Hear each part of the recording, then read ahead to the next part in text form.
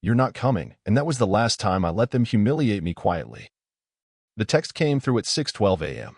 "No, hi. No, good morning.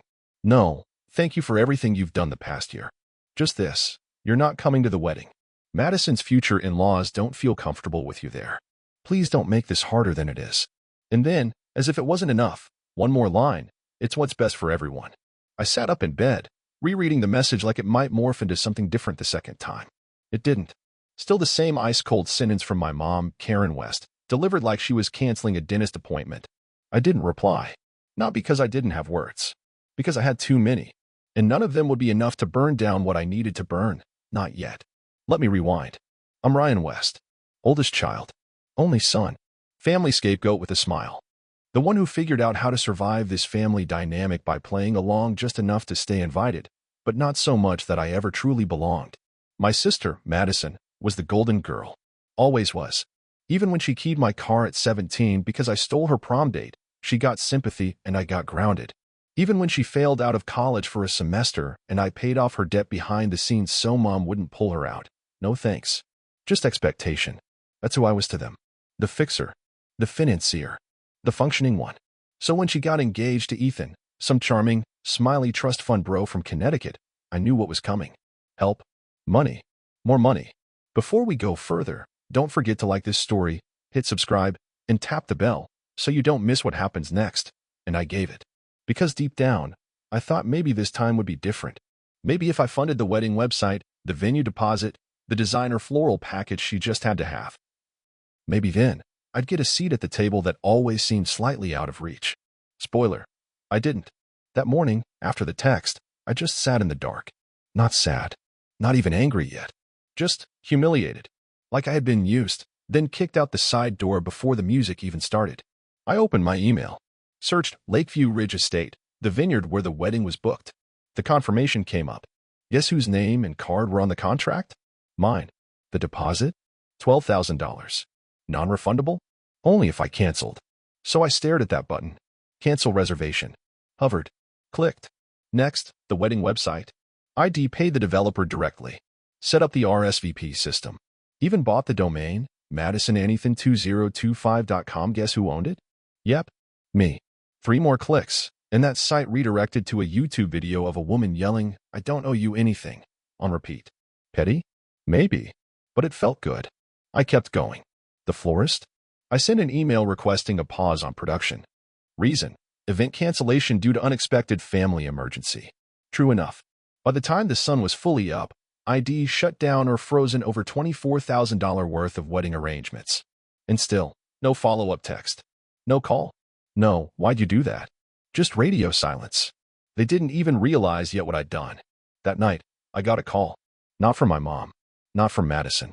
From Katie, Madison's best friend and maid of honor. Ryan. Her voice was tight. Yep. What the hell happened? The site's down.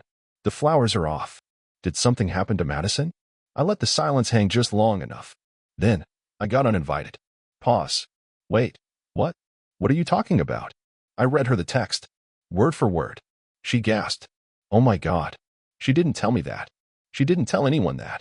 Because they thought I'd just roll over, like always. Katie went quiet. Then she whispered, "Ryan, they're screwed. You were everything. Half this wedding falls apart without you." I nodded to myself. I know. Then she said something that changed everything. "I think you should come to the rehearsal dinner." My heart skipped. They don't want me there. Yeah, well, I do. And I booked the space. Not them. A beat. Ryan, they've made you the villain in this story. But no one knows what you've done. What you gave. You should come. Even if just once. Say your piece. And that's when it clicked. I didn't want revenge. I wanted truth. Exposed. Unfiltered. Public. So I said the words that would kick off everything that followed. All right. I'll come to the dinner. But I'm not showing up empty-handed. By Thursday, the West family group chat, usually dead unless Madison needed something, was on fire. First, a message from my dad. Ryan, what is going on? The venue says the reservation was canceled. Then Mom chimed in. Did you do this? That's thousands of dollars, Ryan. This isn't funny. I stared at both messages. Didn't reply. Let them stew. An hour later, Madison finally showed up. Are you serious right now? After everything I've been through? That part made me laugh. Because what exactly had she been through? A fiancé who worshipped the ground she walked on? A family who catered to her every meltdown like it was sacred? And me? The one who quietly paid for everything behind the curtain while she took center stage? But I didn't engage. Because I didn't need to. Not yet. Instead, I focused on my preparation. The rehearsal dinner was Friday night at a rooftop restaurant in Boston. Katie booked it months ago, using her mom's event planning company's perks. Technically, it wasn't even on Madison and Ethan's budget, which meant they couldn't stop me from showing up. Katie texted, "It starts at 7. Wear something that'll make your mother sweat." I replied with a screenshot of a sleek black suit I'd just had tailored. Done. Around noon that day, I got a call. Unknown number. I almost ignored it. But curiosity won. "Ryan West?" the voice asked. "Speaking. This is Mr. Hastings from Lakeview Ridge Estate. I just wanted to confirm the cancellation." "Yes, I authorized it," I said calmly. He hesitated. "It's just, your mother called. She tried to reverse it, claimed it was a mistake." I smiled. "She didn't pay for it." "I did." Silence. "Understood, Mr. West." A few hours later, the wedding florist emailed, "Hi, Ryan. We just received an angry call from a woman claiming to be your sister. She said you had no right to freeze the order. Do you still want the cancellation to hold?" I replied, "Yes." "Any threats she made? Please forward them to me. I'll handle it." That's how the day went. One fire after another, all set by people who thought they still had control. But they didn't. Not anymore. At 5 p.m., I put on my suit. Checked my phone. Katie had sent me one more text. "FYI, they found out you're coming." Under that, a screenshot from Madison's Insta story. A blurry pic of the venue with the caption, "Guess anyone can just show up now." No tag. Just venom. But it was enough. I got in the Uber, looked out the window as the city lights blurred past, and thought back to all the years I'd let this family mold me into what they needed: the problem solver, the ATM, the emotional trash can, the invisible brother when cameras came out. But not tonight. Tonight, they'd see me, whether they wanted to or not. The rooftop was glowing. Golden lights strung across the railings. Tables filled with champagne glasses and peonies. Ironically, the very flowers I hadn't canceled. Katie waved from near the bar. "Damn," she said when I walked up. "You look like the ghost of accountability." I laughed. But deep down, I was holding tension in my shoulders like steel cables. This wasn't just a dinner. It was a reckoning. 10 minutes in, Madison walked in, wearing a silk white dress like she was already at the altar. Her hair was curled in soft waves. Her nails were perfect. And her face? Dropped the second she saw me. She made a beeline across the room. Katie stepped forward, but I put a hand on her arm. "I got this." Madison stopped 2 feet from me. Voice low. "Cold. What the hell are you doing here?" I tilted my head. "Enjoying the dinner." "Why? You look like you've seen a ghost." She glanced around. "Everyone's watching." "Then maybe don't cause a scene." Her mouth tightened. "You ruined everything. My in-laws think I'm unstable. Ethan's pissed. The wedding might not even happen." I leaned in just enough for only her to hear. "I paid for that wedding. You uninvited me. And then you lied about why." She froze. I smiled. "You thought I'd sit there and let you rewrite the story."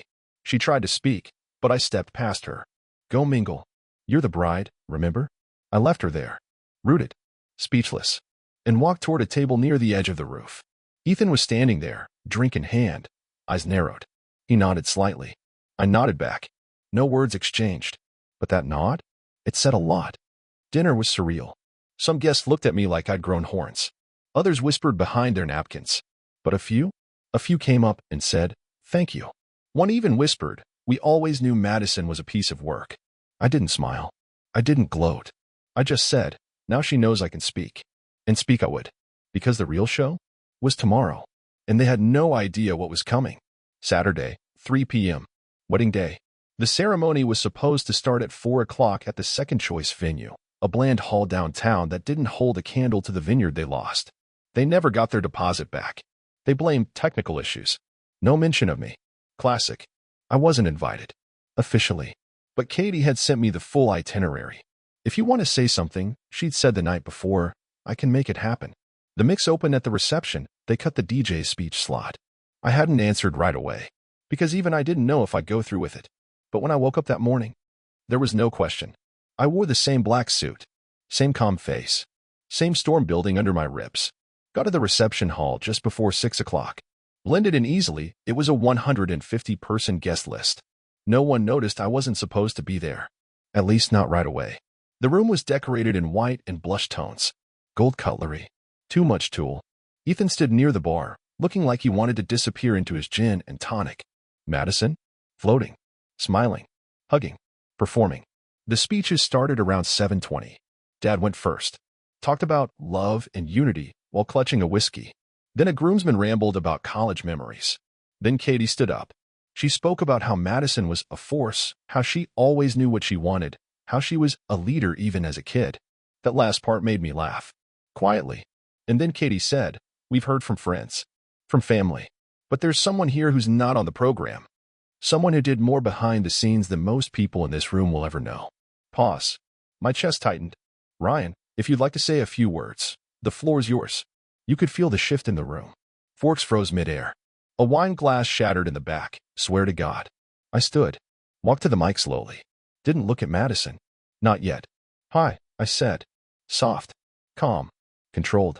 I wasn't on the guest list tonight. Chuckles. Confused glances. But I was on the invoice. That shut the room up. I paid for the original venue. The photographer deposit. The dress fitting. The designer florals. The monogrammed napkins. The online RSVP system. Most of the wine. Gasps. Madison's face? White. Ethan's? Stone. And I was uninvited, I said, still calm, via text. Because apparently, I made some people uncomfortable. Not because I did anything, but because I exist. Someone near the head table actually said, "What?" I nodded. "Yep." My sister, Madison, and my parents decided that after funding half this thing, I no longer fit the image they wanted. Now I looked at her. Straight on. I spent my whole life being the backup dancer in this family's performance. Always helping. Always quiet.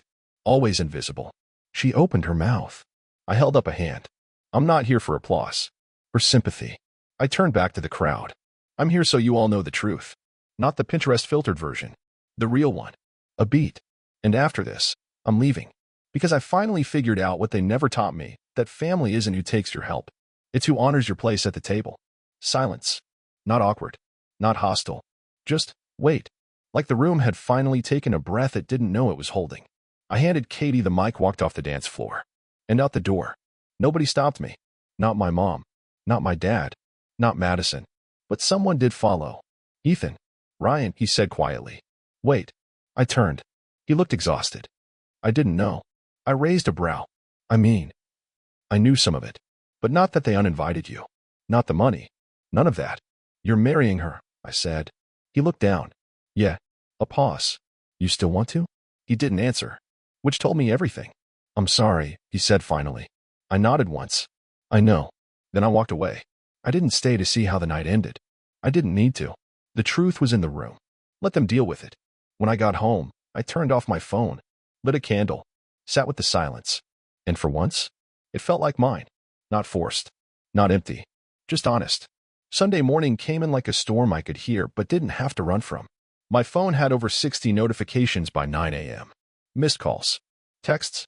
Mentions. 2 voicemails from mom. Even a message from a cousin I hadn't seen since 2014. I didn't open any of them. Not right away. I made coffee. Opened a window. Stretched. Tasted silence the way you savor real peace. Slow. Aware. Present. Around noon, I opened Instagram. The rehearsal dinner video was there. Posted by someone I didn't know. Then reposted. Then clipped and captioned. "Brother of the Year shuts down wedding with facts." It had over 300,000 views in under 24 hours. Twitter had threads dissecting it. Reddit had opinions. One comment read, "He did more damage with a calm mic drop than most people do with a lawsuit." Another, "This is why I don't let family control the narrative." Bravo. But the real gold was the group chat screenshots. Apparently, someone in the bridal party leaked texts between Madison and our mom, planning how to ease Ryan out quietly before the ceremony. One line from Madison read, "He's not the vibe. I can't have his weird energy ruining the flow." Another, "He'll be mad for a week, then over it. He always is." That one went viral. And suddenly, the story wasn't mine anymore. It was everyone's. People reposted their own versions. The sibling who paid tuition but wasn't invited to graduation, the cousin who helped raise their niece but was labeled unstable, the child who was only loved when they stayed silent. I read for hours. Silently, gratefully. Then came the family calls. First mom. Voicemail only. "Ryan, I don't know what you were thinking. You embarrassed your sister. You embarrassed us. I raised you better than this. Then, you've always been dramatic. But this was cruel. Then, my favorite, you need to call me. Immediately. I didn't. Then Dad. Short and cold. You made your point. Now clean it up. I nearly laughed. Like my truth was spilled wine, he expected me to wipe up while they kept sipping. Even Madison broke silence. DM'd me. Just 3 lines. I can't believe you did this. You ruined my wedding. You're dead to me. No punctuation. No signature. But the message was clear. I didn't reply. I didn't defend. Because the moment you start explaining yourself to people who never heard you in the first place, you've already lost. But then, something unexpected. An email. From Aunt Renee, my mom's oldest sister. Subject line. I watched the video. Body. Ryan, I'm sorry. I never realized just how deep it ran. Your mom always said you were too much. Now I think you were just the only one who saw clearly. If you ever want Thanksgiving at my place, open door. Love, Renee. And just like that, something inside me softened. Not toward my family, but toward myself. That night, I wrote a post. Just text on a black background. Posted it to Instagram and Twitter. They said I ruined the wedding. Maybe. But they spent years making me the background character in my own family. This wasn't revenge. This was visibility. This was finally standing where I've always stood, but refusing to be quiet about it.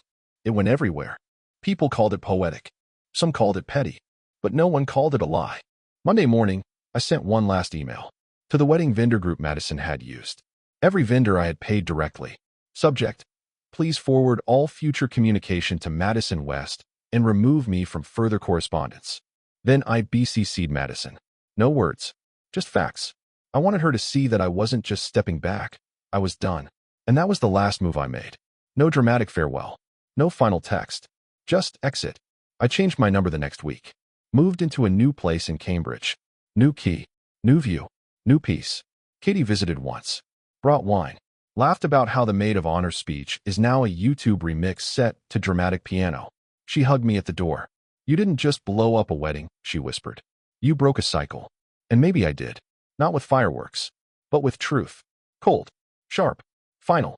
The strange thing about freedom is that it doesn't feel like fireworks. It feels like silence. Like waking up and not checking your phone because you know there's nothing on it that can ruin your morning anymore. Like sitting at a cafe and not wondering who's going to send a guilt text about why you didn't show up to brunch or why you never smile enough in family photos. Freedom is subtle. And once you taste it, you realize how long you lived on scraps. That week, I started having dreams. Not nightmares. Not flashbacks. Just memories. Old ones.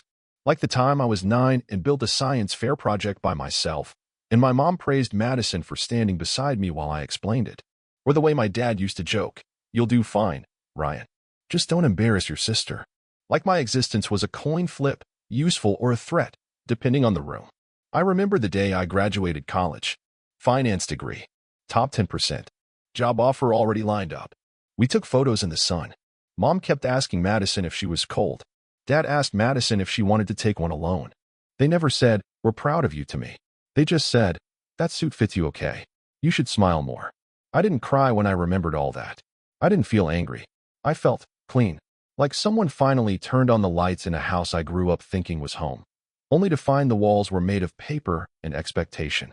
Midweek, I got a message from a girl named Jordan. We went to high school together. She was quiet then, stayed out of the drama. Now, she was a therapist. "Hey, I saw the wedding post. Just wanted to say, you were never crazy. You just didn't play along. Then, let me know if you ever want to talk. Professionally or just as humans." I replied, "Thank you. I don't know what I need yet, but I know I'm not going back." She heart reacted. Sometimes, healing starts in small acknowledgments. That Friday, I did something weird. I took the day off. No work. No tasks. Just me, a notebook, and a rented kayak on the Charles River. I hadn't touched water since the last family lake trip, where I spent the entire weekend hauling gear and playing shuttle driver while Madison needed rest. No one had thanked me. Of course not. But sitting on that water? No voices. No performance. Just the sound of paddles dipping into space. I felt like a human again. Not a son. Not a fixer. Not a villain. Just Ryan. And that's when I made the list. Not of revenge. Not of grudges. A list of truths. Stuff I knew now. Things I needed to never forget again. I am not hard to love. Being quiet to avoid conflict is still conflict. It's just internal. Guilt is not love. My presence is not a threat. My peace is not negotiable. That night, I went to a dinner party. First one in years.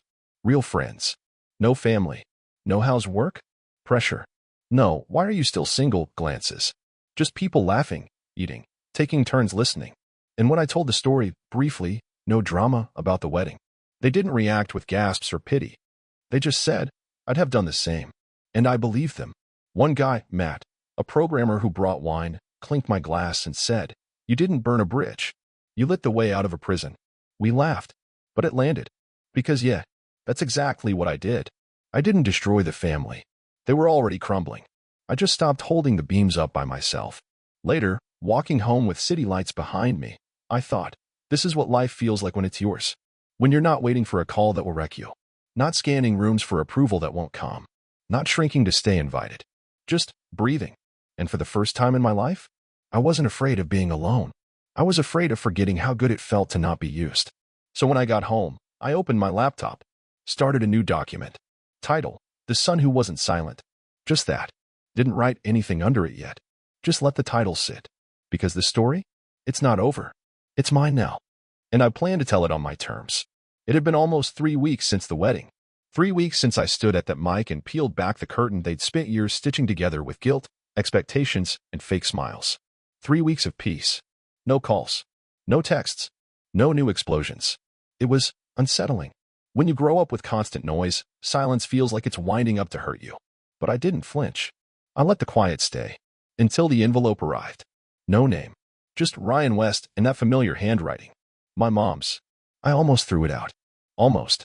But something in me said, read it. Just once. So I did. Ryan, I've been thinking about what happened. About what you said. About the scene you caused. I can't say I agree with how you handled it. It was cruel, and you embarrassed all of us. But maybe we could talk. If not for us, then for the family. Madison is still healing. Ethan is trying. We're all trying. I hope you'll try too. Love, Mom, I read it twice. Scene you caused. We're all trying. Madison is still healing. Not a word about the years I was used. Not a mention of why I stood up. Not one acknowledgement that they had done something wrong. It was perfect, in a way. A time capsule of who they'd always been. Not outright evil. Just incapable of seeing anything outside their own reflection. 2 days later, a follow-up text came. From Madison. I heard Mom reached out. I'm willing to have a conversation if you're ready to apologize. I laughed so hard I dropped my phone. Apologize. As if I'd walked into her wedding and flipped tables. As if I hadn't quietly built the whole thing from the shadows, only to be erased before the first toast. I didn't respond. But I didn't ignore it either. Because something shifted in me that night. I realized I didn't need them to validate what I did. But I needed to say it out loud, one last time for me. So I did something I hadn't planned. I recorded a final video. Just me. My living room. No dramatic intro. No edits. Just truth. I looked into the lens and started. I got a letter from my mom this week. And a text from my sister. They want to talk. Or, more specifically, they want to fix things. I paused. But here's the thing. I'm not broken anymore. I spoke for 10 minutes. I told the story from the beginning, not just the wedding. The childhood. The dynamic. The unspoken contracts you make when your value is tied to how useful you are. I talked about being the good son, the quiet one, the peacemaker. And how that almost killed me inside. Then I said this. I don't hate my family. I don't even want revenge anymore. What I want is distance. Real distance. Not just blocks and silences, but peace. And that means no more trying to explain myself to people who don't want to understand. It means letting them tell their version and choosing not to correct it, because I don't need to live inside their story anymore. I closed with, to anyone out there who feels like the black sheep, the invisible one, the one who always shows up but never gets a seat at the table, you don't have to burn everything down. But you can stop holding it up. You can step away. You can let the silence be your boundary and your freedom. I ended the video. Posted it. Logged off. I didn't check the views. Didn't read the comments. Didn't need to. Because this wasn't for them. It was my period. My closure. My full stop. A week later, I moved again. Not far. Just enough. New apartment. New number. No forwarding address. Thanksgiving came and went. No invites. No updates. Just the cold air of fall and the warmth of chosen family. I hosted dinner with friends. Laughed too hard. Ate too much. Felt whole. Katie came. Brought wine and chaos. Her toast? To Ryan, the brother we all needed, even if his didn't know how lucky they were. We clinked glasses. I smiled, not with bitterness, with release. Later, as I stood alone on the balcony, I thought, this is what healing looks like. Not perfection, just freedom. The absence of shame. The return of breath. Final reflection to viewer. Have you ever been the one who gave everything and still wasn't enough for your family? Have you ever finally spoken up and they called you the problem? Tell your story. Someone out there needs to know they're not alone. Subscribe for real stories that cut deep. Share this with someone still stuck in silence. And remember, you don't need their version of you. You just need you.